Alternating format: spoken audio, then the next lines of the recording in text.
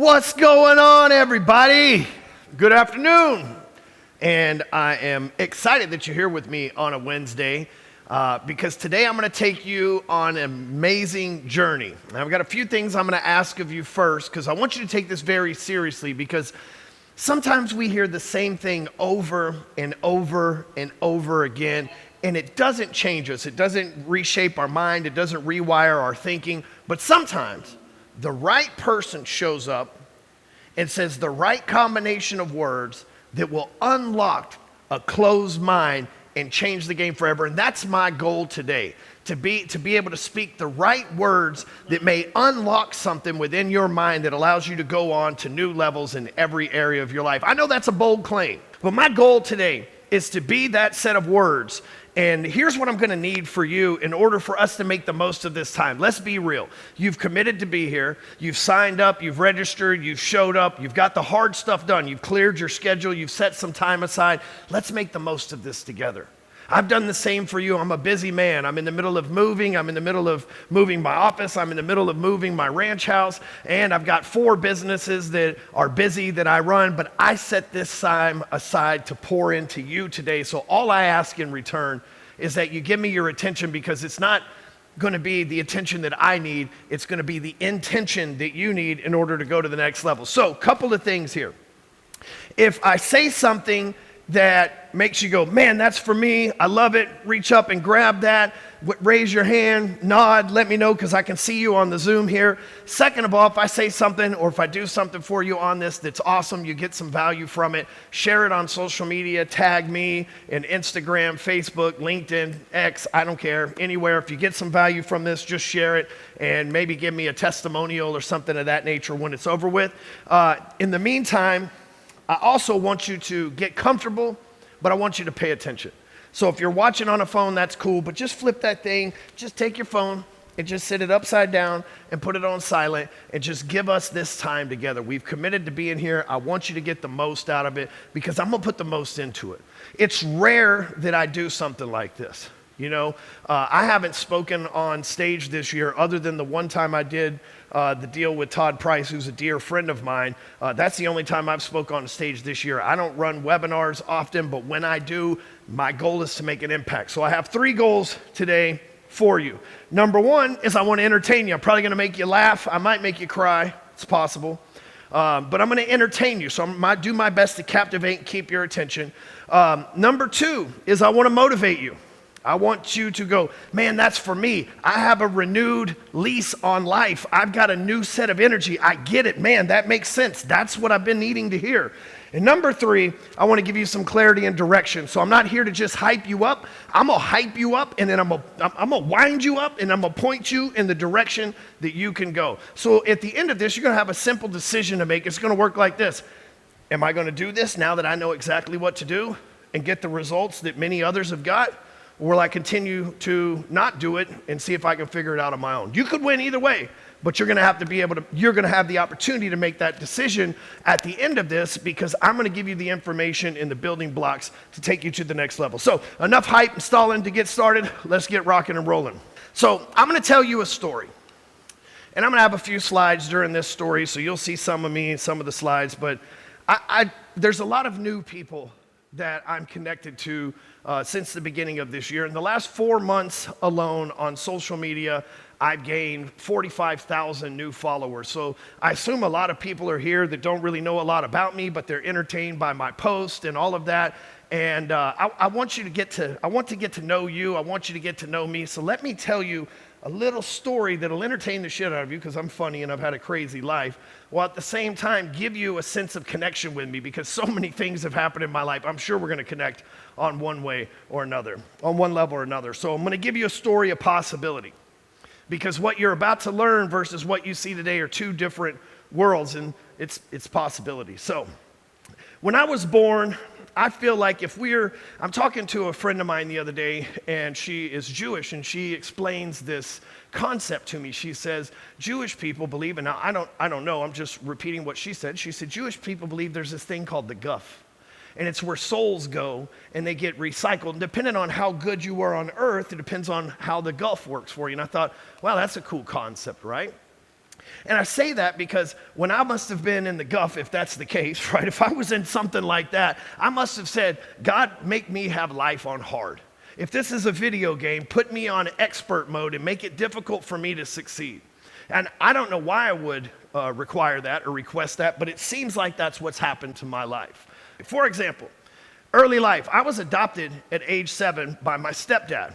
My dad left when my real dad, my mom divorced when I was about 5 years old, and I wouldn't see him again for, 15, 20 years. And I was adopted eventually by my stepdad. But like when I adopted my son, it was out of love. I love him so much, I would lay down my life for my son Asher. And I don't even think of him as not blood. But when my dad adopted me, my stepdad adopted me, it was from a place of my dad owed a bunch of back child support and was about to go to jail. And this was the way that he could keep from going to jail, was relinquishing his rights over to me, dissolving his back child support, and so on and so forth. So it was more like out of necessity and not out of love. And I knew that, and we tried to pretend like everything was okay in our family. And then eventually I had a sister, and you could clearly tell the difference in the love and the sister. And so I grew up essentially without a dad. And the memories that I have of my stepdad oftentimes involve me getting my ass kicked. I remember one day I was 13, 14 years old, if that old, and I was armor-rolling tires in front of the car wash. My dad managed a car wash, and so after school and on the weekends, I would go work at the car wash for a few bucks. I think I worked for $3.85 an hour. That's how old I was. And I'm armor-rolling the tires on this car, and my stepdad, who's this big guy, he comes out, and he says, "You're doing it wrong. You got to do it clockwise, not counterclockwise." And this is one of those things where it's a memory. Like, I don't remember a lot of my childhood, but there were certain things that were so traumatic, I never forget them, no matter how hard I've tried. And I said, "Well, what do you know? You don't even come out here and armor all tires. You know, your typical teenage comeback or whatever the case may be." And which was true. He was a manager. He didn't come out there and actually do the labor. And so I made a smart-ass remark to him. He took me behind the car wash, kicked me and choked me to a point where the capillaries in my eyes blew out red. Then fired me from the job. Then I got a job with my uncle. I'm 13 years old. I got a job with my uncle as an electrician's helper, and this was where my journey in drugs began. Because they thought because I had busted capillaries in my eyes that I must do meth like them, so the next thing you know, they're asking me, "Who's my plug?" Of course, they didn't use that language back then. They say, "Hey, who do you get your shit from?" What shit? Well, I wanted to fit in. I hadn't fit in at home. I didn't fit in at school. But now I got guys that do drugs. I can fit in with them, and we can share that commonality. Sound like a great plan to me in my little 13, 14-year-old mind. So that leads down the same trail most kids go to. By the time I was 19 years old, I had been charged with possession of cocaine, manufacturing, delivering. They caught me with what would be commonly matter of fact, I think it was an inner arms 9mm, which looks like a semi-automatic Uzi, basically, and half an ounce of cocaine, which in all together with the gun and the drugs, maybe $400 or $500 worth of equipment. Wasn't a lot of money. I wasn't balling. I wasn't one of these kingpin drug dealers. I was a homeless kid trying to scrap my way together. I worked 2 jobs during the day. I was an electrician's helper. I worked at a Mexican restaurant as the greeter fella. "Hey, you need another bag of chips?" Right? I was like that guy. And then at night, I sold drugs. Well, at 19, I decided to try cocaine for the first time. I'd been smoking weed my whole life. I'd done ecstasy. I'd done LSD, mushrooms. The only thing I never did was heroin or crack, because I had seen people die from heroin, and didn't really look like anybody had fun on crack to me. But one night, my friend and I, we hired a couple of call girls to come over. And as I go into my bedroom with one of them, I bend over the table and go to snort a line. So I'm thinking, man, my girlfriend had just broke up with me, which is why my friend called them over. And I go in there and I snort the line, and I don't remember anything else other than waking up the next day chained to the hospital bed. And as soon as I made the little clank, clank, clank, clank noise, a police officer walks in the room. And he says, "You have the right to remain silent," and reads me my Miranda rights. And they put me in jail And this is crazy, y'all saying this in 2025. They put me in the city jail with a $25,000 bond. You know, motherfuckers murder people now and get out for like $500. You know, it's crazy. I got $400 worth of shit, no victims, nothing like that. $25,000. I ain't seen $25,000 in my lifetime at this point, right? It's like I ain't even sold $25,000 worth of drugs over the history of the time that I've been doing it. So, like most people that don't have a means to get out, I sat in county jail for a long time. Had a lot of time to think. In the county jail, they don't really give you shit. You know, it's not like there's a library you can go to or, you know, things you can go and get an education like you can in, let's say, prison. So just sat there. And eventually, I was sentenced to 2 years in the Department of Corrections in the state of Texas. During that time, being a short timer, I had the privilege of traveling around to 5 or 6 different penitentiaries. I never stayed anywhere more than a couple of months, which was, again, just a contribution to my life on hard. Okay, so think about this: adopted, homeless, addicted to drugs, dies from drugs, gets arrested because I died from drugs. Now I'm in penitentiary. Okay, that's one thing. Okay, that's a bad situation. That's one thing. I'm in the penitentiary. But no, let's take them and put them in 5 or 6 different penitentiaries over a 2-year period of time. Now, think about what that must be like. I'm a 120-pound white guy. Clearly, if you've got vision, you can see that. And now I'm not 120 anymore, but at 19 years old in that picture that you see here, you pull that back up. Where is it? In that picture you see, I look like a golf ball sitting on a tee, man. My head's way bigger than my body, you know? And so I got to walk down the runs. You've seen in the movies where, like, the new guy's carrying his bag or whatever, and people are like, "You're fresh fish," or whatever the hell they say in Hollywood, you know? I had to do that multiple times, being one of the smallest, youngest, skinniest, strung-out drug addicts on the unit for 2 years. I didn't make parole. And I did life on hard. I didn't join a gang in there. I don't have any swastikas or lightning bolts or blood, Crip, Mexican mafia, anything. You got people need to be admitted. I didn't have any of that, which is doing life on hard. But you know what I did have? And this was one of the first things that I learned. I did have some responsibility that I took that saved my ass, literally and metaphorically, right? In the free world, when I sold drugs, I didn't leave and go to jail and not pay my dues, so I didn't owe anybody money. When I was in prison, I didn't gamble or do drugs, so I never got in a situation where I could owe somebody money. Or if something happened in my presence, I looked the other way, mind my own business. And that's what kept me out of a lot of trouble. Didn't 100% keep me out of trouble, but it kept me out of a lot of trouble. There was nothing, because of the responsibility of me taking the case and not snitching. I didn't snitch on anybody. I went and did my own time. I had the opportunity to, turned it down, took my time like a man instead. But since I didn't have any enemies out there, I didn't snitch on anybody. My paperwork was clean. My time was difficult, but easier than it could have, but harder than it would have been if I had done those other things. So I learned a lesson in responsibility. Prison changed my life. I became a man. I was a young boy in that picture. I became a man instantly. I'll tell you guys a story. Then my lawyer, which was a court-appointed lawyer, comes to me and he says, "Okay, here's the deal. You're guilty of sin. They got you on video, whatever the fuck he says, court-appointed attorney." He goes, "Just sign here. They give you 2 years. You've already spent 6 months in the county jail.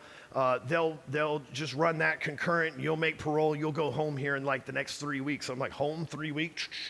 Let's go." I go stand before the judge. Judge says 2 years, cool. And I'm like, "Okay, cool. I think I'm leaving." 3 weeks go by. My name gets called. The lawyer told me, "You're never going to go to a penitentiary. You're going to get out of county jail." 3 weeks go by. My name gets called at 5 in the morning. I wake up with a renewed lease on life. Dude, I'm getting out. I'm going home, you know. I got like 3 girls I need to holler at. Like all these things going through my mind, right? And I get in there, and they tell me, "Get butt naked." I got to strip down butt naked with about 50 other dudes, and they load us on a bus and sent me to prison. When I arrived at this prison, in the front of the bus, we had stopped at different jails during the day to collect other inmates, ship them off. One of the guys we collected didn't have no legs. He was in a wheelchair. So the guards literally picked this dude up by his arms, one with each arm, and sat him on the front deal and then handcuffed him back together. No love. Well, when we got off the bus at the prison, they kicked this little legless dude off of the bus, and 2 inmates beat the shit out of him immediately. And the guards just sat there and watched. I'm like 7, 8 rows back on the bus, and I'm thinking, they gonna do this to all of us? They didn't, thank God. That guy, obviously, there was a reason he lost his legs in some accident. I didn't mind my business. But you talk about everything's gonna be like, oh, I'll get through it. It's 2 years, blah, blah, blah. Oh, shit, this is real. Again, in that moment, I knew I needed to make some changes in my life. Therefore, my life couldn't continue down this path. I'd seen guys that were in there for long periods of time, guys that were institutionalized, and I didn't want to be anything like that. So I made some decisions. I'm never going to do anything in the dark that I wouldn't do in the light. And what I meant by that, and that was a promise I made to myself, I said, you know what? I'm not going to do things that I'm going to be ashamed of. If somebody calls me on something, I'm going to own it. Therefore, I'm not going to do things that I think are dishonest, deceitful. And that's a hard walk on life, guys. And I didn't say, oh, I kneeled down and prayed to God. I was actually very anti-God in prison because I'd seen everybody going in there and praying for parole. Oh, God, just grant me parole. I didn't mean to kill those 15 people. I didn't mean to transport those 900 million pounds of drugs over a 10-year period of time. Just let me go home. I'm sorry. That was like the biggest joke in there. It's like, okay, so if I just say, my bad, you guys let me out maybe? Like, it doesn't work like that, right?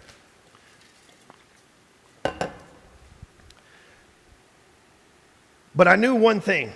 I have a felony, and so I better work my ass off harder than anybody else if I'm ever going to get ahead in life. So I went back to the car wash with my stepdad. Started off as a vacuumer, worked my way up to a district manager over about a 2-year period of time. And I worked 11 to 12 hours a day, 6 to 7 days a week, no vacation, no days off, just grinding. The only time I got time off was when it rained because the car wash wouldn't open. But one day, while I'm working at this car wash, that's an actual picture of it. It's not even called Mighty Fine anymore. I'm glad I got to take that before it changed. But while I'm working there, there's a lady who comes in. And she's a regular. She shows up every Wednesday. Her name's Monica Hubbard. And I didn't know that at the time, but I knew she was a regular. And she says, you work your ass off. I want to give you a job. Now, remember, at the time, I don't have tattoos or any of this stuff. I still look kind of like the guy in the mugshot picture. And, speak well, don't have this rough voice that I have these days.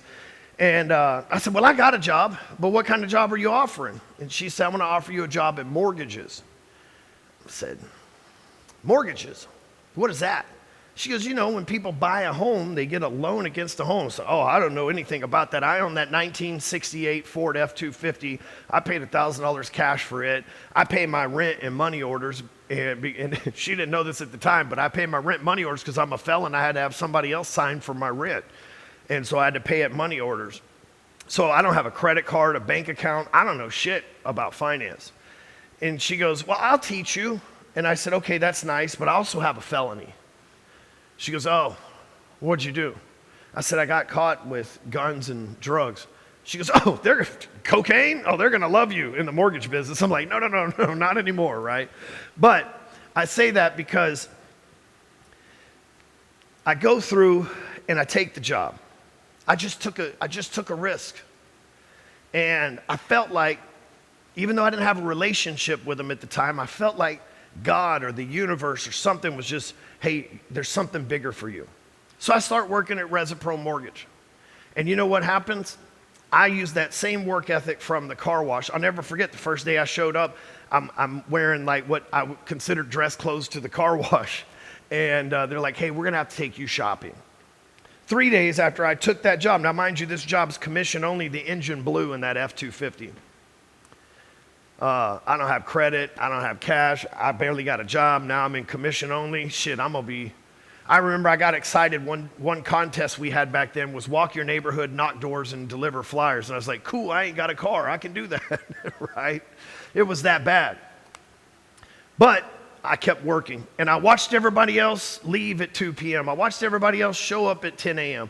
I showed up from 7 to 7, making calls, connecting with realtors, whatever I could do.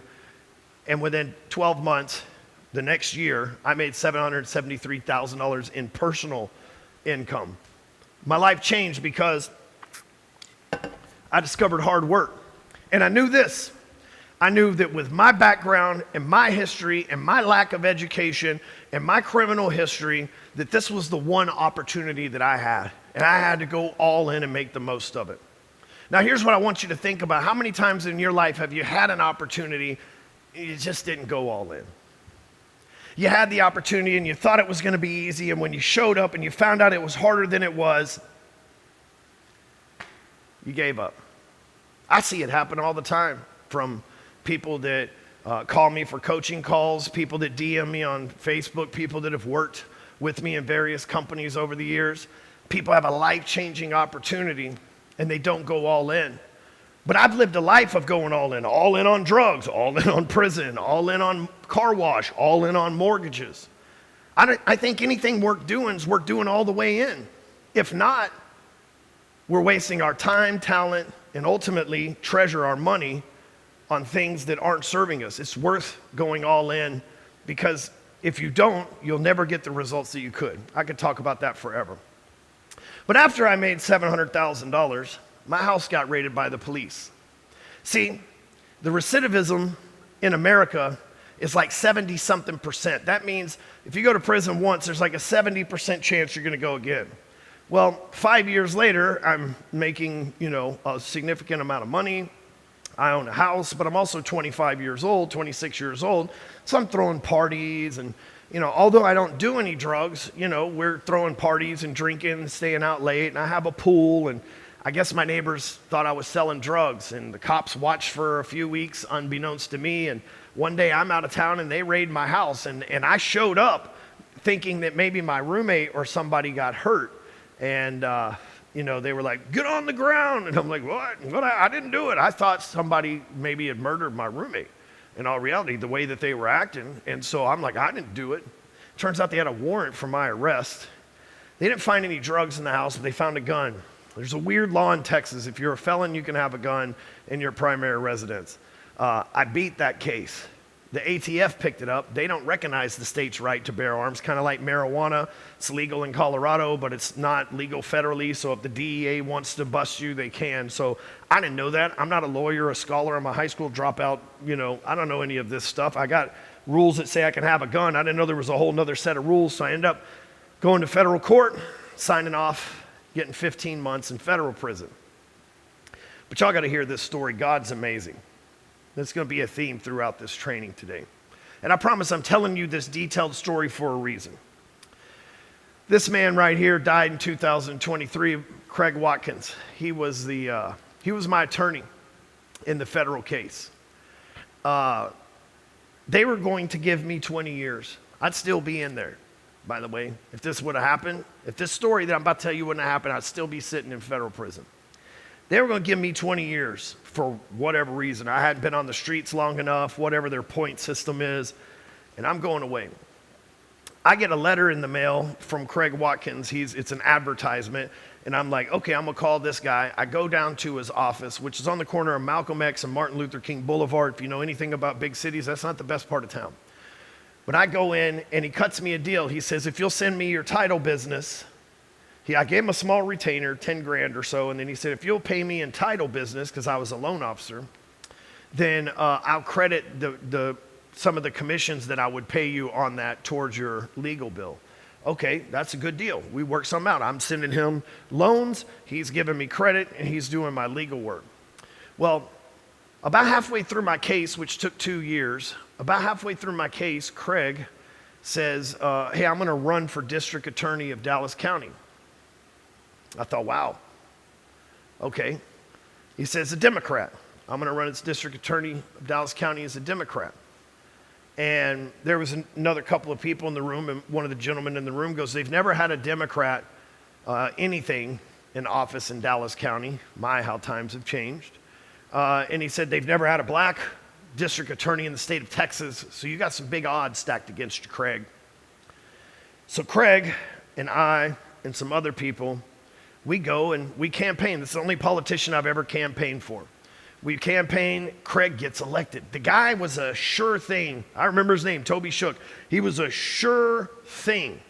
Matter of fact, that Toby Shook guy just represented the kid in Frisco, Texas that stabbed the Carmelo Anthony guy. That guy that Craig ran against that lost, he just resigned as his lawyer, but he was Carmelo Anthony's lawyer. So I say that because, Craig gets elected. He should have never got elected. He's a staple in Texas history forever because of that. And he goes back to the feds on my behalf, and he goes, hey, man, this is a good guy. He's not a drug dealer. You guys made a mistake. He misunderstood the law, and I know that ignorance is no excuse to the law, but with me being district attorney, surely we can work something out. Sure enough, they worked something out and ended up getting 15 months in federal time. Now, if that wasn't God intervening, I don't know what was. 20 years, and the guy that I just happened to get a letter in the mail from a year later runs for office, actually defies odds that are inconceivable, being at that time, the first ever black district attorney in Texas history, right? The first ever African American to run and win as a politician in Dallas County history, right? No judge, no district attorney, nobody had ever been African American in that side. No mayor, none of that. And somehow defies the odds. I don't take that lightly when I look back on that story. At the time, I'm like, why me? I got 15 months, man, poor me. But now I look back and I'm like, wow, I really was blessed and was ungrateful. I was ungrateful. I didn't realize how blessed I am. How many of you think about that? Something's going on in your life right now, and it, later on, you just know later on there was a lesson there. There was a reason you have to go through that sticking point. There's a reason you've got to go and face that roadblock and that struggle. Later on in life, I look at things that I hated at the time, and now I look back and be like, if that didn't happen, this wouldn't happen. And if that didn't happen, then that wouldn't happen, and I wouldn't be here. So this takes place. I get my 15 months. I go in, I do the whole 15 months in federal prison. And that's a whole story in itself that I could tell you guys, lots of entertaining. I became like my first ever motivational speech and shit was in prison. I was teaching people how to clean up their drug money and use it in the mortgage real estate investing world. So now, this is me on the right. I walk into prison a millionaire. I own 32 houses. I got a pipeline that I've pushed off to my wife that she knows how to close the loans. Within 3 months, this man in this picture is smiling. But this is about a month after I got the notice that my wife was leaving me for the guy that mowed our lawn, and they were spending all my money and selling all the houses and just going to do their thing, and there wasn't shit that I could do about it. Now, think about this. Life's been hard for Ryan Stewman so far, but then it got good. And the first chance that I got good, it's like adoption, addiction, prison. Holy shit, I'm a millionaire. During that time, I gave my life to God. I went to Elevate Life. It was called Celebration Covenant Church at the time. For the first time, I met Pastor Mike Hayes, who Monaco still works with today. Changed my life. And I'm in prison. And the one thing I thought I had in prison was a wife I could rely on. And she's banging the landscaper. And they're leaving me. And I got to walk out of here with nothing again. Maybe in worse shape than when I left the first time. I got paid $2.12 a month in Seagoville FCI. And when I got out, I had about $25. I went to the halfway house. I had 2 weeks to figure my life out. I got a job back in mortgages, man. I had the hardcore close. The hardest hardcore close I ever got was getting that job. Being on parole, 2 felonies. Thank God none of them had to do with finance. Hardest thing ever. But then, let me explain. So let me reel this back real quick. I got a little ahead. When I lost it all, wife, money, dignity, confidence, a wife, it's not easy to replace, but I've been divorced before and I'm remarried to the woman of my dreams. We've been together for 11 years now. We have 2 kids together, 4 kids that we raise with other parents the whatever you call it, blended family. Money is replaceable. As an entrepreneur, we can be rich on Monday and broke as hell on Friday, right? That's just how it works. I was once with a guy, and he just done a $600 million deal, and then like 3 days later spent $620 million on a bigger deal, broke as hell, right? That's just how it goes. Cash broke, asset rich, obviously. So money's replaceable, relationships are replaceable. Dignity and confidence are hard to get back once you lose it, especially confidence. What sucks is when we're on losing streaks or, I'm fresh out of prison, I don't feel like a winner. But I can get on the phone and pretend to these mortgage people like, I have money in my bank account too. Every week when we got paid at the mortgage company, commission-only job, the first few weeks, obviously I don't get a paycheck because it takes about 30 days for a loan to close, blah, blah, blah. But every paycheck I got for like the first 3 months, I would go and buy a set of clothes. It would be, 3, 4, 5 weeks into this before I even had 2 or 3 pair of clothes that I could wear. Just literally starting from rock bottom. Confidence, 0. Dignity, maybe a little bit. But I knew one thing is for sure, that rock fucking bottom, that's where decisions are made. Like I had hit the bottom before, and I made some decisions. But this time I felt like I had hit the bottom, borrowed a jackhammer from somebody, dug that bitch as deep as possible, climbed into it and went, now this is rock bottom. I might as well have drilled to the core of the earth in my mind. There's nowhere else I can go. But that's when you make a decision. We see people all the time, they beat addictions, alcohol, drugs. They say, I was at my all-time worst. I've been on a 5-day bender, and we've heard the stories. But it was at that point where maybe they discovered God, or maybe they figured out their purpose, or they got life together, because rock bottoms made some pretty solid foundation for some people, if they use the set of tools and skills that I'm going to give you later on in this training. The switch flipped for me. I knew one thing and one thing only. I don't want this life of ups and downs. I'm born, I got a mom and dad, then I lose a dad, and I'm adopted, then I'm homeless, and I'm addicted, and then you know what? Shit, 22 years old, I'm winning again. Holy crap, God's blessing me. I'm winning, I'm going to church, I'm trying to give back, trying to figure out how not to lose all this shit. Wait, I got to give it all back again? What the fuck? I was tired of that. I had to go through one more revolution of it. I got married again to Jackson's mother, and it didn't work out. It took us 5 years to figure out. Just wasn't going to work out. But I got an amazing son out of that relationship. But a switch flipped for me. I don't want to go on this roller coaster of life anymore. So I got intentional. And this is the part, guys, where I'm going to get into a little bit of this training with you guys, where you're going to want to take some notes, okay? I got intentional. The first thing is, after I divorced, and by the way, I've never filed for divorce, so I've been dumped. Let's just say that. It's never been through infidelity on my end or anything like that, but I've been dumped 3 times by wives. It won't happen a fourth. This one, it's not going to happen. But it's because the other ones was like, I married a stripper once, fresh out of prison the first time. It lasted 6 months. Military guys, convicts, we're known for that shit. How cliche and stereotypical. I'm that guy. The second time, we know what happened to her when I went to federal prison. But it was just like, hey, I'm going away. We should get married so you can control my stuff. It wasn't an intentional thing. The third one was like my high school girlfriend's like, hey, maybe if I run it back here, we can try it that way. Foolishness. I was never intentional. But I knew this, guys, and if you're single, I'm sure you know this too. I don't want to grow old alone, right? Like, I know this for a fact. Guys, hear me out. Men die first, which means we probably get sick first, which means that we probably have the issues that need somebody to take care of us first.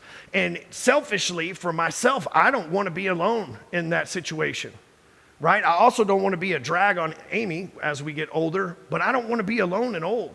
I don't want to be the old guy that's walking in the park and people are like, ew, an old guy. At least if I got an old woman with me, then I don't seem so odd, right? And I have love in my heart. I want to spend, I have loyalty and love. I want to give it to somebody and spend it with them. But it wasn't happening. So I got intentional. First thing I did, take it back. First thing I did was write down, and guys, if you're single, you need to do this. I wrote down exactly what I want in a woman. Listen, don't be scared to be racist, stereotypical, sexualized, all that. It's just you and a piece of paper, bro. Nobody's going to see it. No, don't screenshot it and text it to somebody. Don't do none of that shit. But if you like big booty Latinas, then that's what you need to write down there. If you like blonde girls, that's what you need to write down there. If you like thick ladies, skinny ladies, whatever, you're ideal because here's the problem, and I did this oftentimes, and the ladies, same thing goes for you. Oftentimes, we just accept who's convenient. Most marriages end not because, like the Coldplay thing that we see. That guy's wife was smoking hot, the HR lady. But one of them was accessible. A lot of times, it's just what's accessible. People get married because it was convenient and accessible. It's like, I don't got shit going on, you don't got shit going on, we should just keep it going on together. They weren't intentional. So here's what you do. You design like weird science, like Wyatt and the other guy. What was the other guy's name? Wyatt, and put it in the comments if you know. Gary and Wyatt, I can't believe I remember that. You're designing your ideal woman, what she looks like.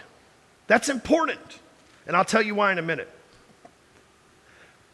What she believes in. I got a friend that's a Republican that's married to a Democrat woman. Those two are fucking miserable.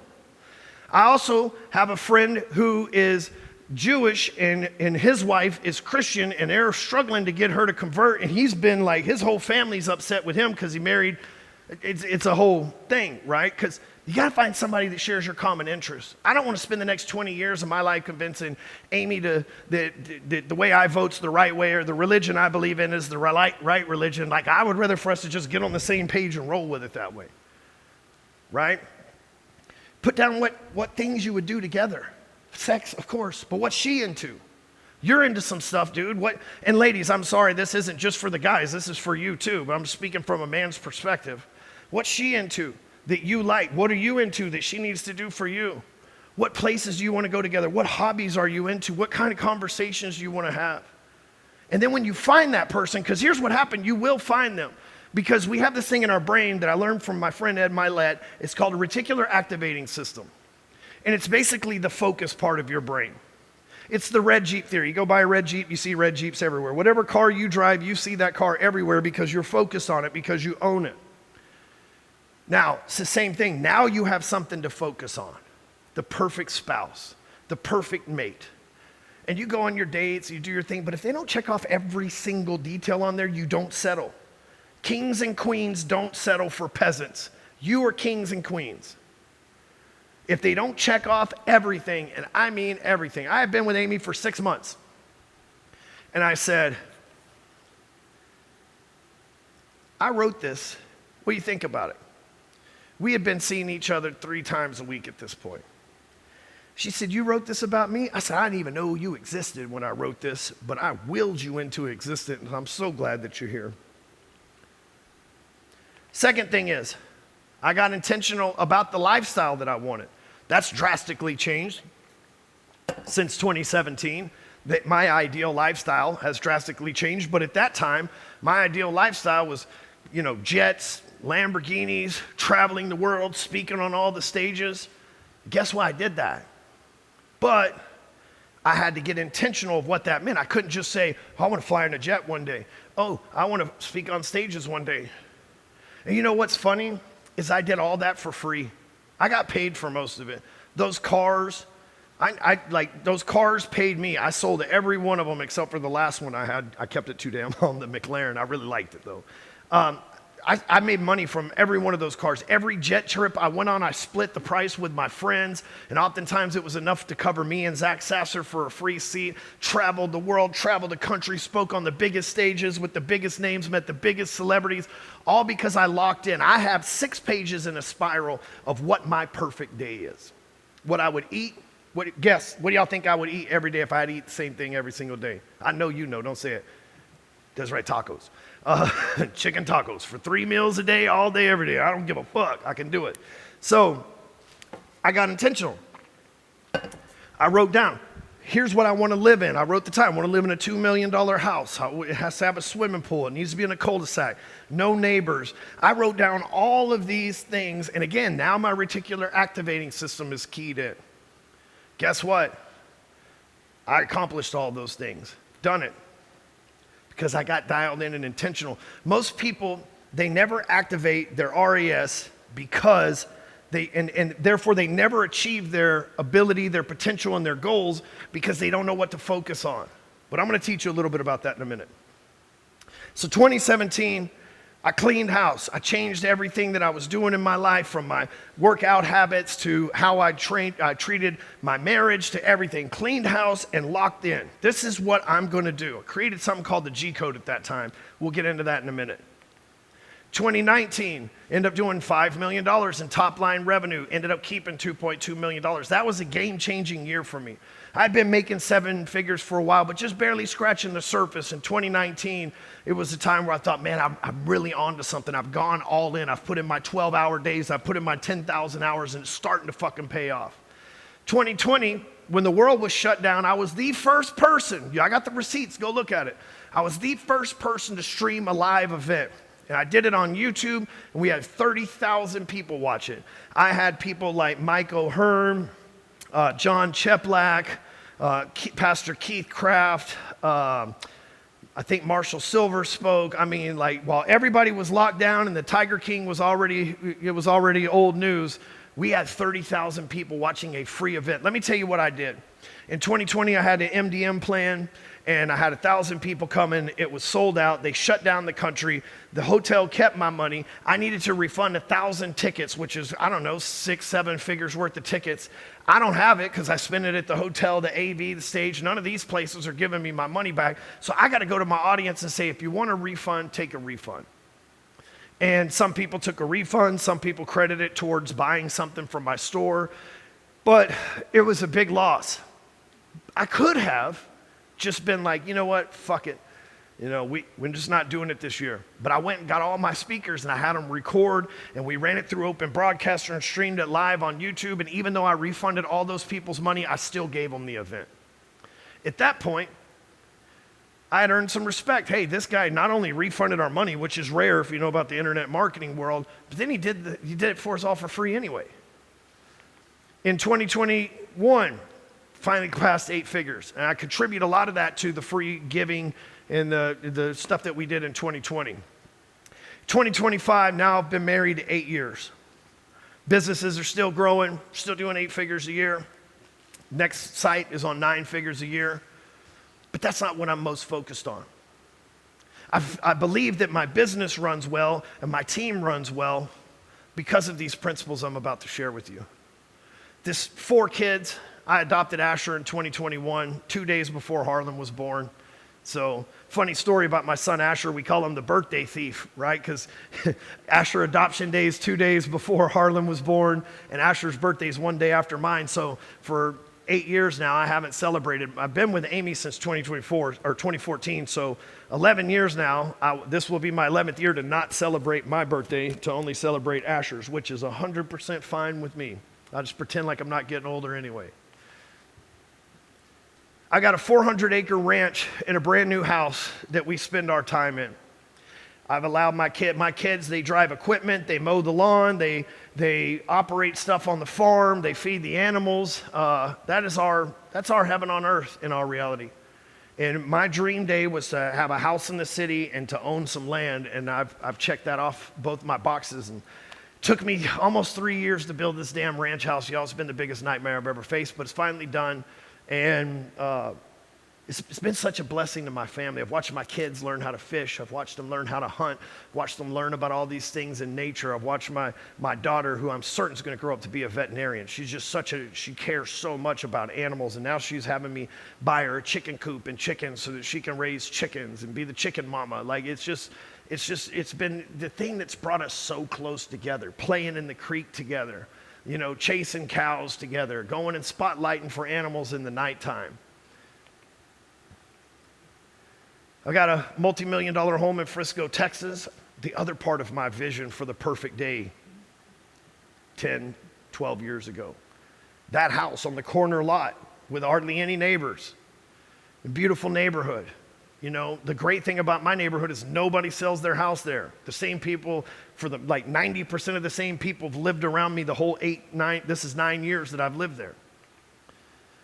We got a 22,000 square foot office here in Plano, Texas on 4 acres in the 75093 zip code, which is one of the wealthiest, is top 5 wealthiest zip code in the state of Texas. And we own acreage here in a massive building for a little while longer, but still another goal checked off. I unlocked my dream life.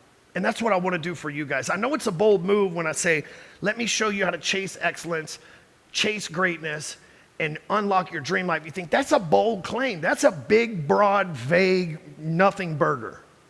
But now that I've shown you this, we're going to get into the details, and I'm going to show you exactly how you can make this a reality for you, no matter what it is.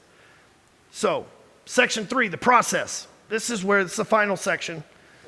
This is where I'm going to show you the process that I went through. In 2017, 2014, when I'm tired of riding the ups and downs and I'm tired of figuring shit out, I said, you know what? I've got to find a way, and I've got to find a process. I've got to find a system, because I'm an assembly line systemized thinker that I can follow on a daily basis that's going to get me to the goals that I want in life. Because here's what I know. Nothing happens on a day-to-day basis. But the things that you do day to day make the overall things happen in the grand scheme of things. What I mean by that is if I go to the gym today, I'm not going to be ripped at the end of the day. But if I go to the gym for 21 years, 23 years like I have, then I stay in good shape for a 45-year-old fixing to be 46-year-old man. In a world with shitty food, low testosterone, all these other things out there, you know? It's the same thing. But let me give you this concept called the force of average. In life, if you're poor, if you're underprivileged, if you're oppressed, if you're from another country, then society will look out for you. Starbucks will give you free coffee if you're homeless. The government will give you welfare checks and a Section 8 apartment to live in, and EBT cards, and they'll assist you with handicap stuff, and they'll assist you with mental wellness money, and all of these things to try to get you to become an average person. The people that are average, they go to work at their jobs, or they go and they build their business, and they go and they buy a car on payments, they buy a house with mortgage, they have 2 kids, they have to have insurance on. And the next thing you know, they can never really go chase their dreams. They're stuck at average. And average isn't horrible.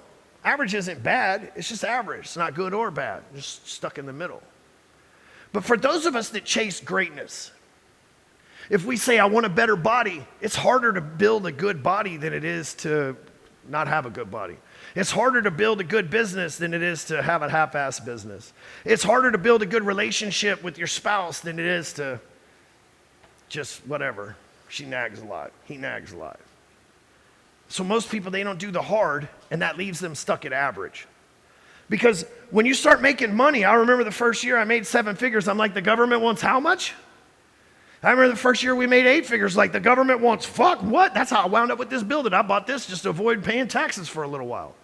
I needed the write-off from the old Trump administration, accelerated depreciation. Right? Like, if you are making 100 grand, maybe 60 grand at this point or less a year, they don't take very many taxes out. For me, they tax me on this building, they tax me on all my houses, they tax me every time I buy something, they tax me on the income, they tax me personally, and you know how it is because you're entrepreneurs here too, most of you.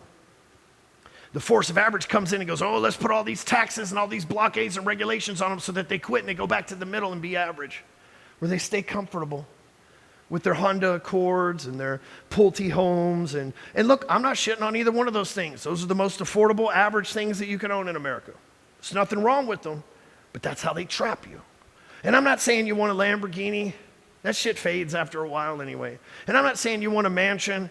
You know, like I've had friends that went out and bought 10, 20,000 square foot homes, and it's been a nightmare for them to just the upkeep, you know, kind of like me in this building.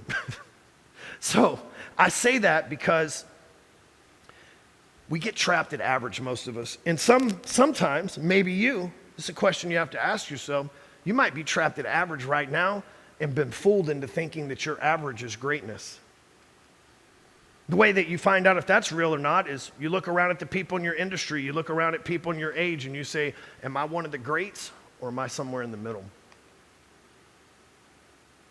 Now,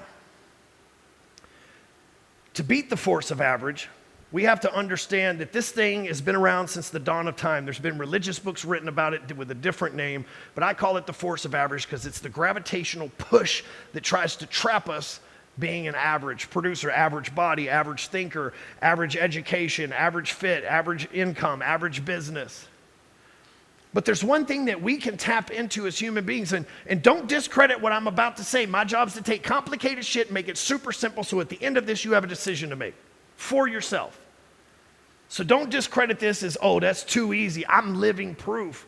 If we complicate things, the only reason complication exists is so that we can make an excuse and talk ourselves out of doing what we know we're supposed to do. I'm removing those excuses from you today. So focus is a superpower. But what does focus mean? Well, let's take it back to what I was saying earlier. It's the reticular activating system. It's this thing that God planted in us when we were created that allowed us to, if we were hunting, we could be focused on our prayer. For those of you that are deer hunters, when you're sitting in that blind or when you're walking around looking for your animal, man, you're focused. You're hyper-focused. Nothing else matters. You're looking for whatever's rustling those bushes, what might be camouflage, a set of antlers. Bird hunting is the same way. If you're fishing, it's the same way. You're watching for how you're moving that jig. If you're in the computer and you're coding, you're focused, you're in the zone. That is a superpower. When human beings tap into their reticular activating system and use it to accomplish our goals, we become unstoppable. Because the force of average knows this: if it can keep us distracted, oh, we get locked in. Oh, hey, here's a problem. We go spend our time with the problem instead of staying locked in. If it can keep us distracted, then it can keep us from achieving greatness. If focus is a superpower, wouldn't your enemy, the force of average, assuming you don't want to be average, wouldn't your enemy step in and say, let's distract him so that he can't tap into the superpower he or she was blessed with from birth? Isn't that, if I was your enemy and I knew that that was your superpower, and I was your enemy, I would do everything in my power to make sure that you didn't focus. So we have social media, email, TV, radio, we got drama, we got, all of these things that are constantly distracting us. We got family problems, we got business problems, we got taxes, we got, government forms we got to fill out. We got wars going on in like half the damn world right now, and nobody's saying we're in the middle of World War III. Like, we got tariffs that we're all paying extra money for. We got all these crazy things going on to distract us, because when you lock in, and when you tune into that reticular activating system, which I'm going to teach you how to do that here in a minute, you become unstoppable. When I got focused, just think in my small 21-year-old mind, when I got focused I said, I'm going to be the best damn car wash. This is my only opportunity. Maybe one day I'll own this place. When I got focused on that, that led to some stepping stones that allowed me to become a millionaire. Because I got focused. When I went in to the mortgage company, I would watch these guys show up at 10 a.m. and leave. They would leave at 4 p.m., 2 p.m. They would go do happy hour and drink margaritas.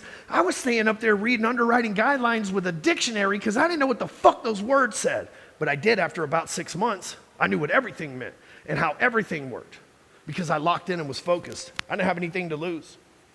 Grant Cardone once in a video that I saw, he said, the biggest threat to success is success. The biggest threat to being a millionaire is being a millionaire. Because when you get to a millionaire, you have a standard of living that you're no longer willing to risk.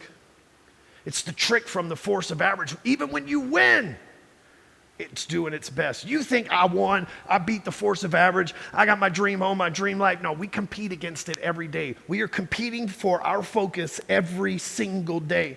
And here's what I believe, and Andy Frisella says this all the time on his podcast. And I believe he's 100 million % right. They don't want us to know what we're truly capable of. We are capable of so much more than we think we are capable of. What you think in your mind is possible for you is bullshit compared to what's really possible.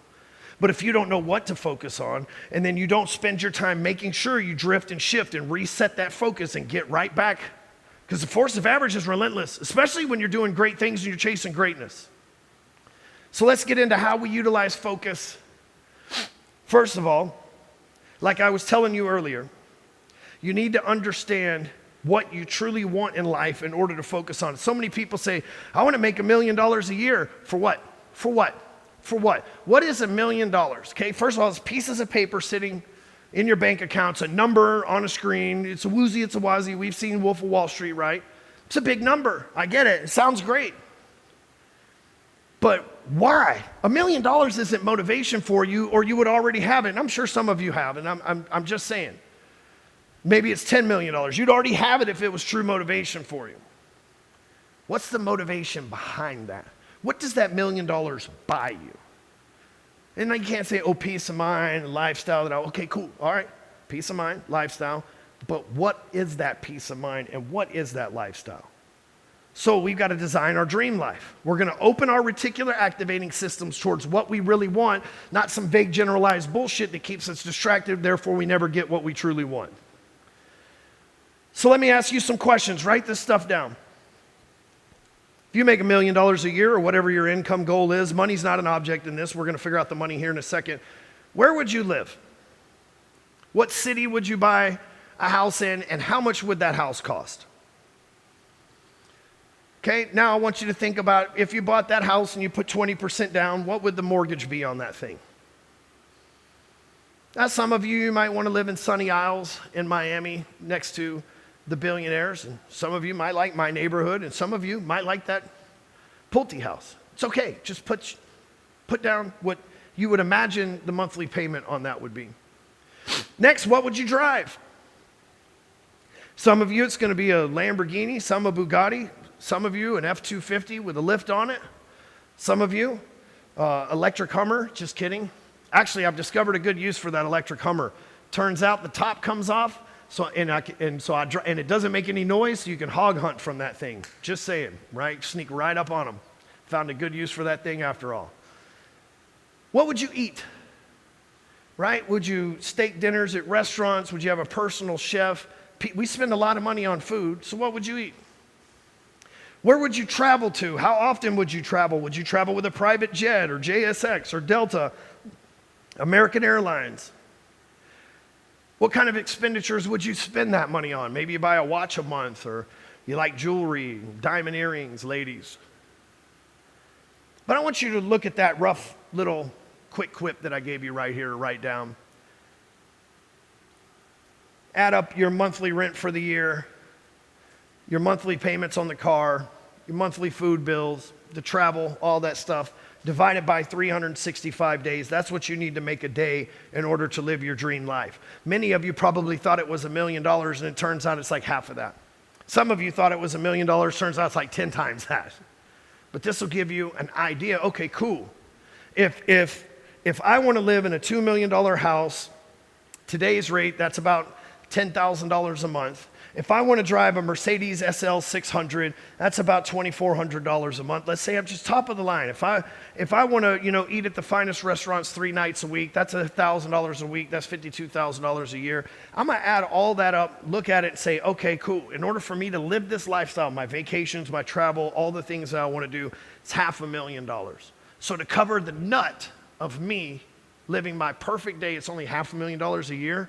And guess what? If you're new here, if you're new to the game, if you're new to making money and thinking this way, guess what? Year 2, you don't need the house again. You don't got to go buy another house. You don't got to go buy another Lamborghini or an SL or another whatever it is. You already have the shit. So year 2, it's even cheaper for you because you're not putting 20% down on the house and so on and so forth. You get like me. I've been making good money for 20 years now. There ain't shit like that I want. I don't go shopping for things. I've done it all, experienced it all, but there's nothing left that I want. I'm good. You know what I mean? So I don't have to spend additional money. This year is way cheaper than my life was like 3-4 years ago because I bought a bunch of stuff 3 or 4 years ago that I still use today. So the next thing is you add all that up divided by 365. Now now you've got a dollar amount that you need to make every single day. The second part of that is, what do you have to do to make that amount a reality? So let's say that it's $1 million, that's what it's gonna cost you. So that's like $27.83 a day.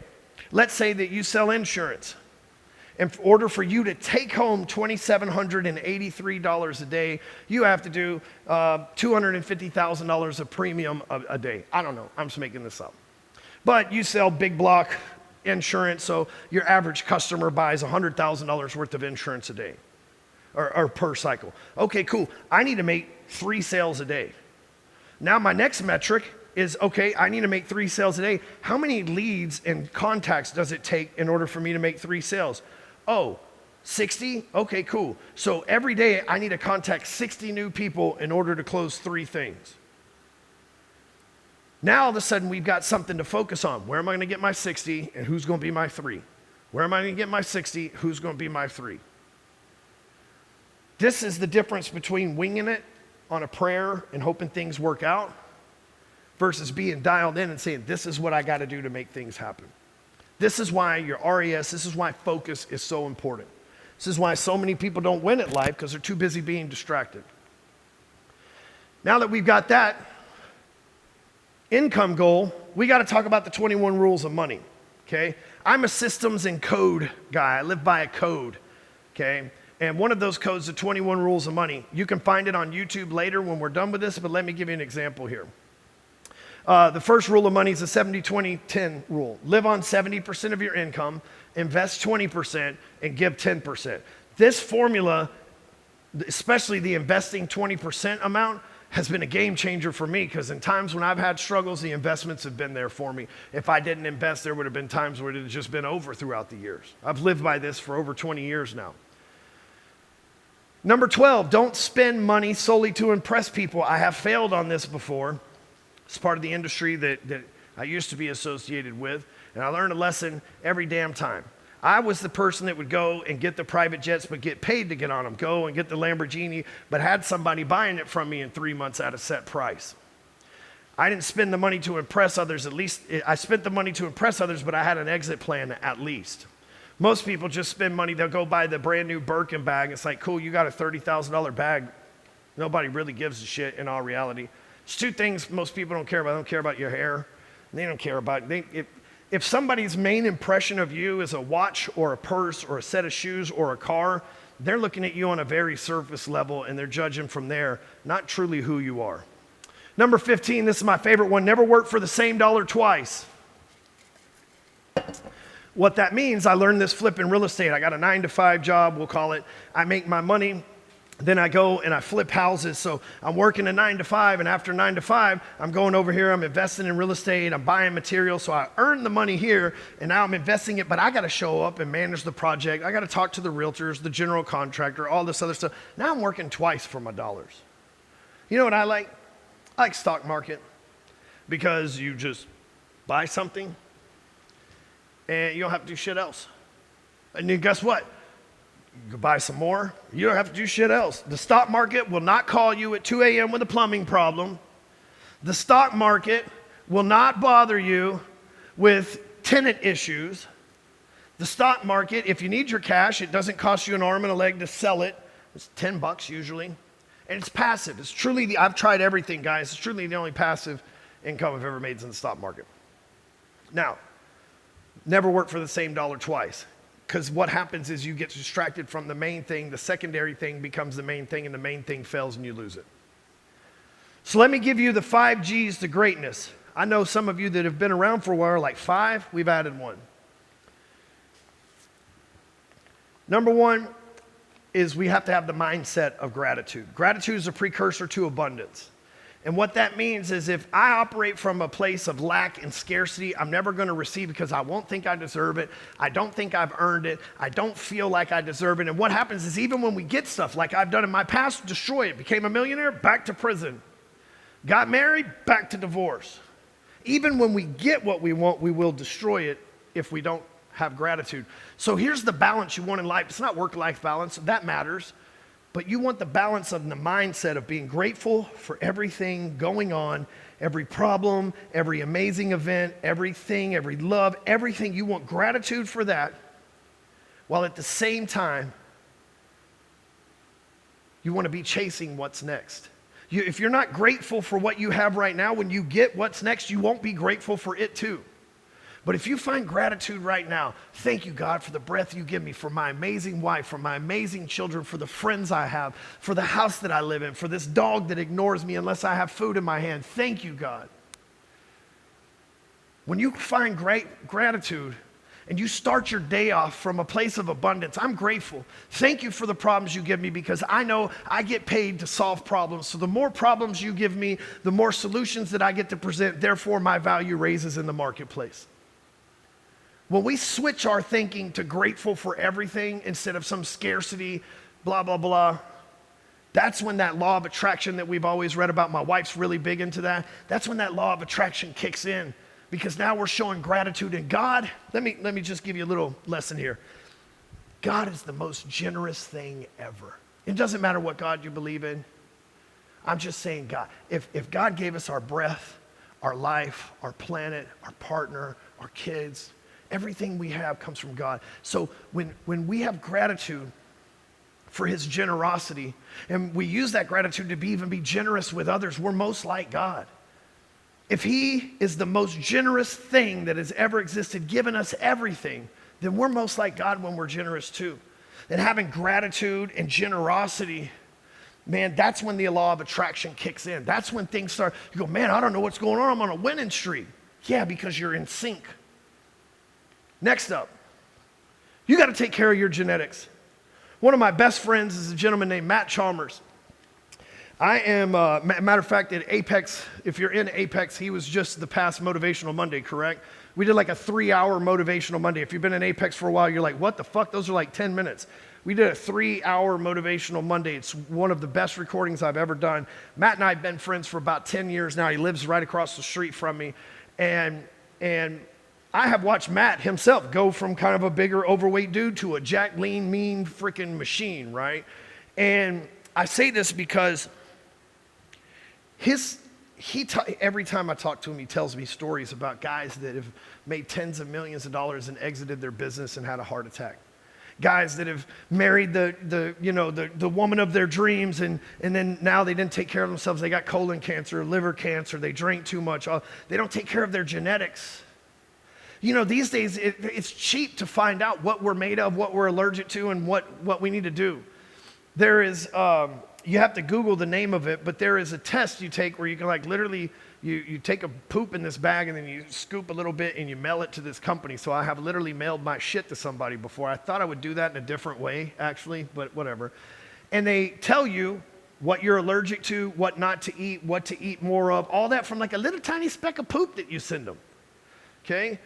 You can go give your blood to a place like LabCorp, and they'll come back and tell you what your testosterone is, what you're deficient in, what you need to have vitamins in. Like we can no longer sit around and go, oh, it's just my genetics, because there's solutions to it. You could say that 20 years ago because there wasn't solutions to this shit. Now you can get peptides, Ozempic, whatever the fuck you need to get in the shape that you want to. There's solutions for it. Now, some of it is not as good as others. Obviously, Ozempic's not as good as just hitting the fucking gym and getting on some testosterone or peptides and having your life put back together the most natural, the most naturally synthetic way possible. But it's there. The options are there. And all that don't cost but a couple $100 to figure out your blood stuff. The shit thing's like $50. It's not very expensive, you know.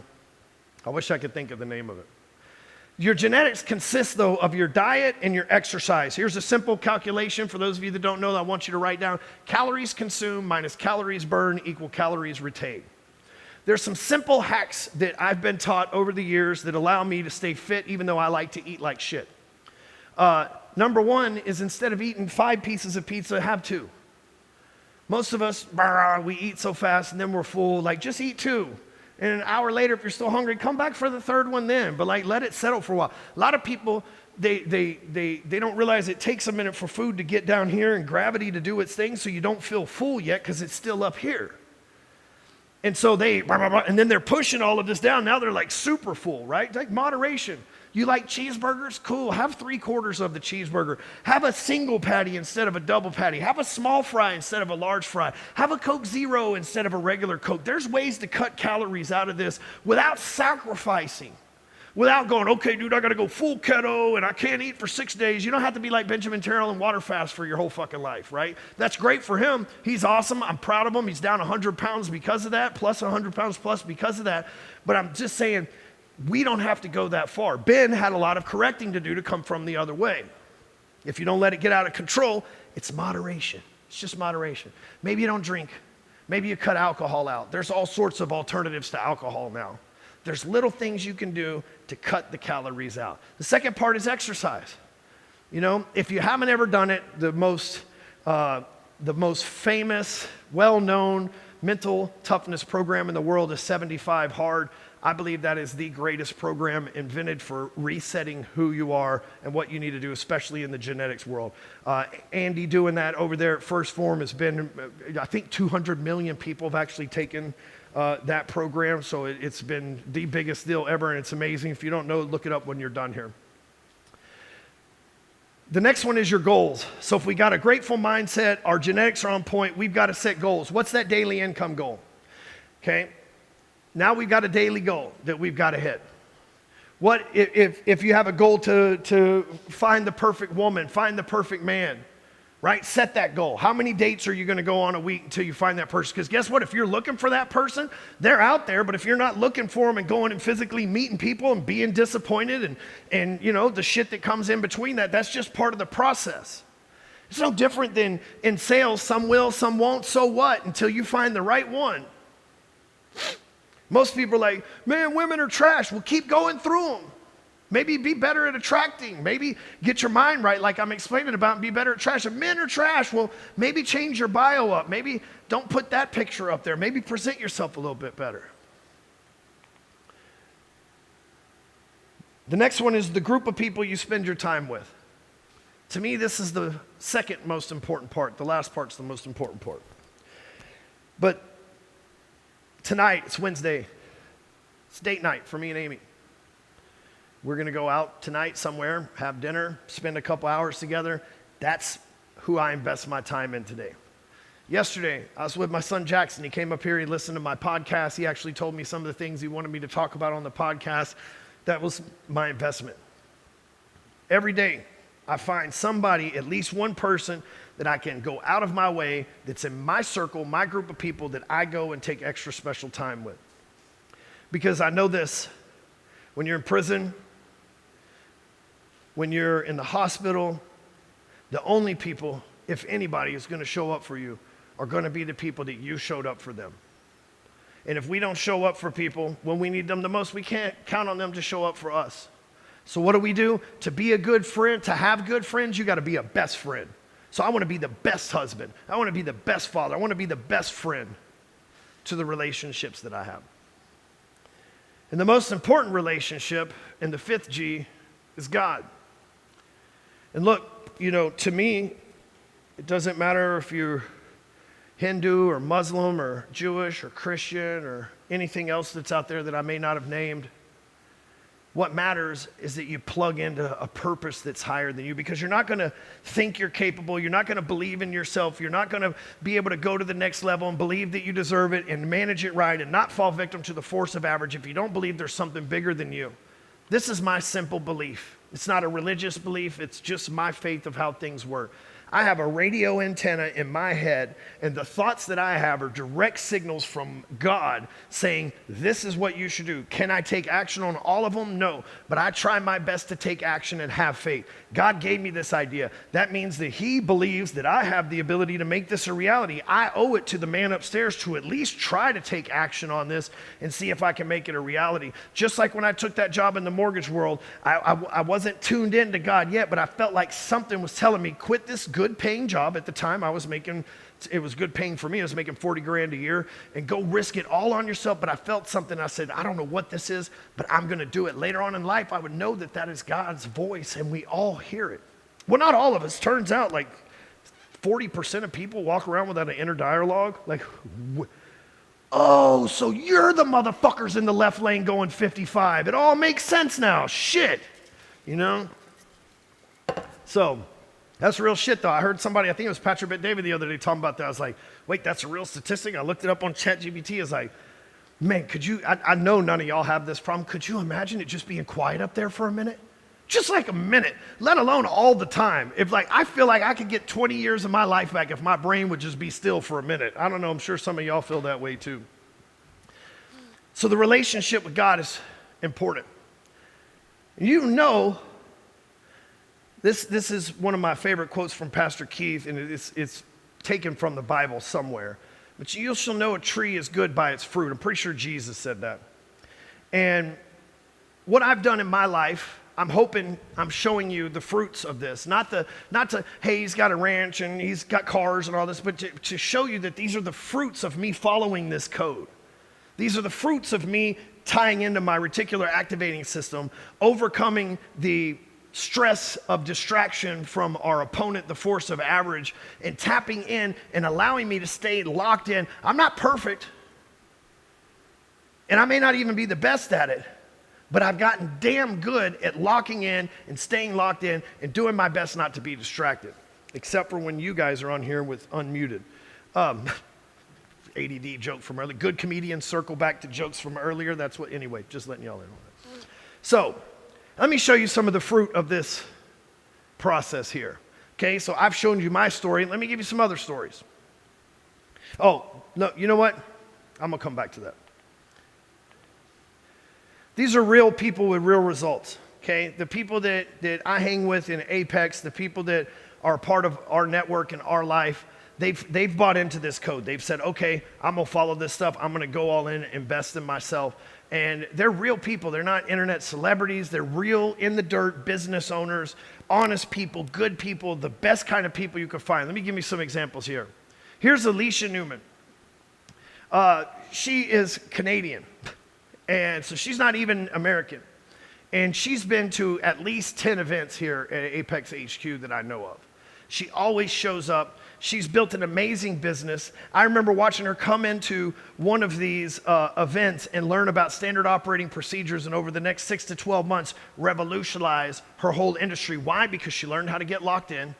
She used her reticular activating system as a superpower against the force of average, has been able to grow and scale, not only her business, but her personal life as well. She's a great example. Benjamin Terrell, I talked about him earlier. At one point, he was morbidly obese, I would say, right? No offense to him, but he was a big guy. You can look at his pictures.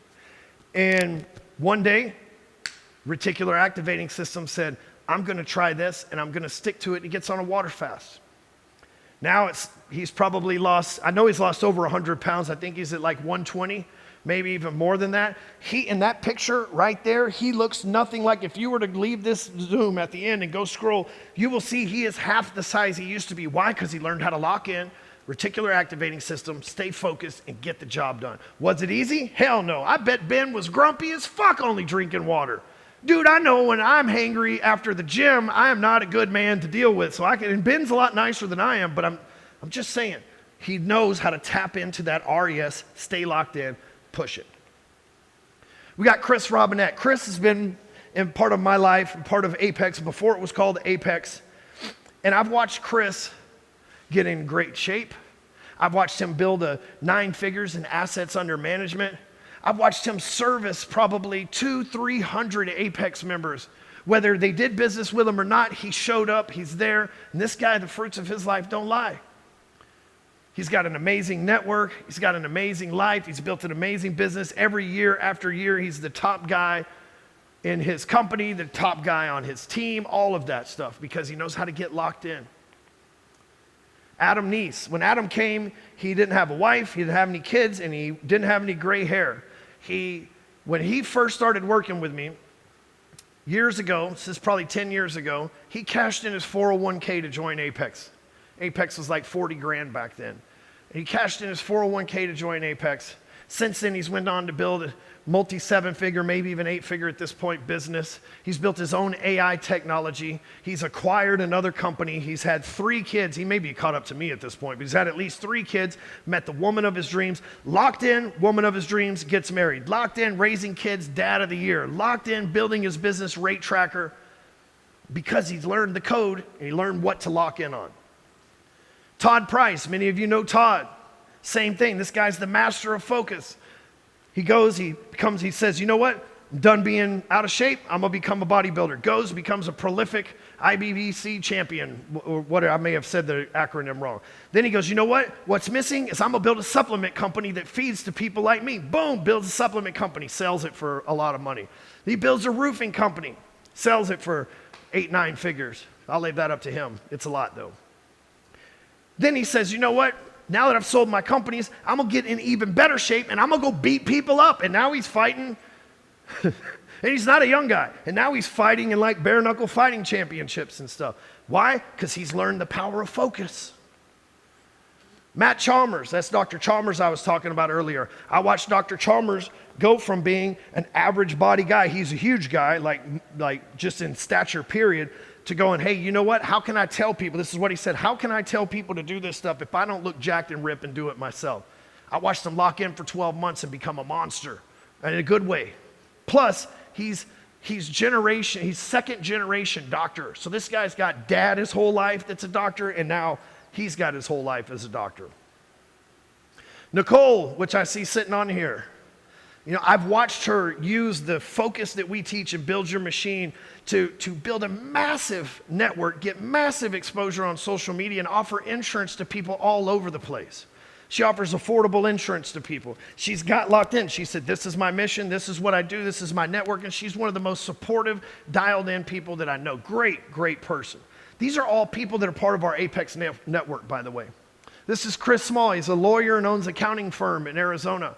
I met with Chris 3 years ago when he first joined Apex. Come in, he's locked in. He's been with the same woman this entire time, built an amazing life with her. He's built an amazing real estate portfolio. Not only is his legal practice booming, he's also owns an accounting business that's taken off that he started last year. Because why?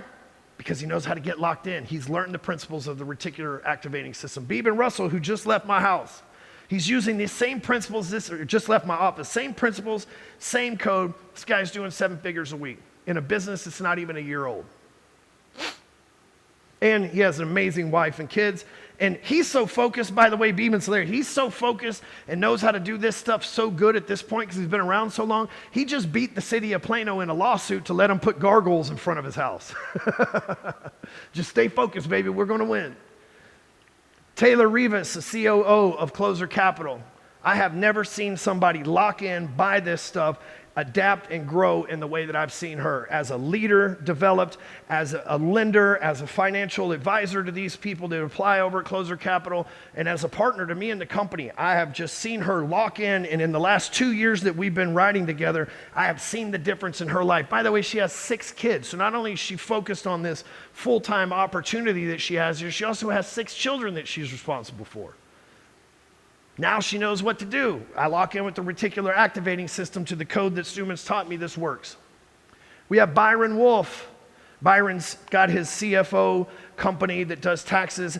This guy's locked in. A year ago, he tells me, I'm going to build some AI shit that's going to instantly save people millions of dollars on taxes, and it's going to be the greatest thing ever. 12 months later, he emerges. He's like, it's done. Let's promote it.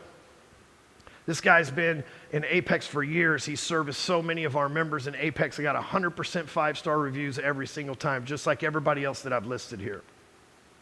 Alex Corona and Jamie. Alex starts a mortgage company, joins EXP, and within 2 months becomes the top agent in the state. Why? I worked with Alex for 2 years as a personal client. We focus. That, and he's got Jamie, who is all about focus. I show you these people, like Alan Belcher. Alan's been in Apex for years, great friend of mine. I watched Alan compete in the UFC, and then I watched him change his whole life, go all in on focus, and become the heavyweight champion, the bare knuckle fighting championship. I've seen him go from medium stature to locked in and ripped. I've seen him go from I ain't fighting anymore to now I'm the champ again, because he understands tapping into that focus. So here's what I want us to do. I'm looking for people. Let's help each other focus for the rest of 2025. Look, I just gave you all of this stuff. I just showed you, I told you the multiple stories about multiple people, including myself. I've given you the code of the 5 things that you need to work on a daily basis. I've given you the mathematics, but it's overwhelming. It's a lot, especially since it's been like an hour and a half. So you're not missing the information. What you're missing is the accountability and the help implementing it. The person that'll say, fuck your excuses, let's get dialed in. Fuck those distractions, let's get dialed in. Whether you're having the greatest year of your life or whether you're struggling, there's this saying in the Bible, if one person can put 10 to flight, two can put 10,000 to flight. Imagine what 2,000, 2,500 people together, the same code, the same mission, lock the fucking, imagine what a difference that can make in your life. So look, I'm gonna go through this real quick. Look, in Apex, I've got courses, I've got a network, we have AI suite, software, science. So everything that you need that I just talked about, including a way to track yourself in the daily G code, we have this in Apex. None of that matters though, right? It's there, and it's awesome. And you get to contribute to it. You can be one of the teachers, you can teach and share your expertise with the network as well. But none of that matters unless we go all in together, right? It's one thing to get involved in something and go, eh. It's another to get involved in something and go, let's lock the fucking, who are gonna be my 3 people in here that I'm gonna lock in with and we're gonna win at the year? I'll be one of those 3. Let's do this. Let's get together and do bi-weekly Zooms for the rest of this year. Every 2 weeks on point, we'll get on a Zoom. If you can't make it, we'll record it, but get there live. Let me answer your questions. Let me help you get unstuck. Be vulnerable, be accountable, and watch what will happen for the next 5 months of this year. And you know what? I want you to do the same things with me. I want you to hold me accountable and lock in with me as well. Because we need to chase excellence together. This world is lacking excellence.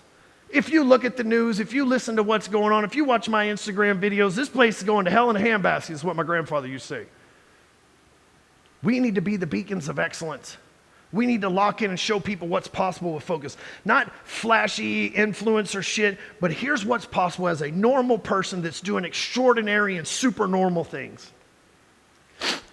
I want you to come in and join us in Apex. I want to help you with this stuff. Look, Apex is typically $3,000 to $5,000. You can get in for life for $1,000 today. There's not gonna be any replays, not any of that. I need somebody right now to step up and say, dude, I'm gonna lock arms with you, Ryan. Because this is what I'm trying to do. All of you that sign up, you're gonna get a phone call from me too within the next few days. I want to lock in with people who want to win. There's a bunch of masterminds out there and a bunch of programs, and they're all great and everything else, but I want real people who have a real mission, who know how to tap into the real power, that want to show the world that they're so much more capable of what they're doing right now. That's who I'm looking for. Doesn't matter if you're doing 100 million a year, $1 billion a year, you want more, I want to go in with you. You're doing $100 a year, let's go get more. Scan that, sends you right there, one-time fee, it's $1,000, lifetime acceptance. Here's what we're gonna do on those Zooms. We're gonna get better. We're gonna get on there, we're gonna talk about our problems, we're gonna be vulnerable, we're gonna be accountable, we're gonna accept outside advice, and we're gonna be better. We doing this twice a month, that gives us 10 opportunities to get together between now and the end of the year. If we can make a 10% difference each time in your life, each time that we get together, and in my life too, each time that we get together, we'll have 100% upside to this by the end of the year in just 5 short months. I want you to join me. I'm grateful that you joined me here. The rest of this journey is going to be becoming a part of Apex with these amazing people, this amazing opportunity, and then locking arms with me, because I need good people around me. I hope it's you. Thank you for showing up today, you guys. Have a great day.